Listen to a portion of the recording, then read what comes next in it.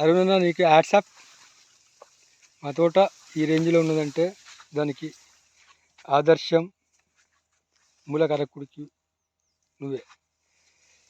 మీరు చెప్పిన మందులు స్ప్రే చేశాము. ఈరోజు ఈ స్థాయిలో ఉన్నదంటే మీరు ఒక్కసారి ఆలోచన చేయాల్సింది.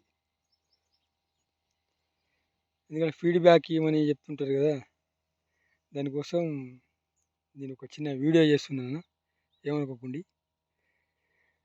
తోటి రైతు మిత్రులకు ఉపయోగపడుతుందని. నల్లి త్రిప్స్ అన్నీ మీరు చెప్పిన మందులతోటి అటు మాయం ఉన్న దాంట్లో గ్రోత్, పూత పిందె ఎక్సలెంట్గా ఉంది ఈ స్టేజ్ దాకా కూడా.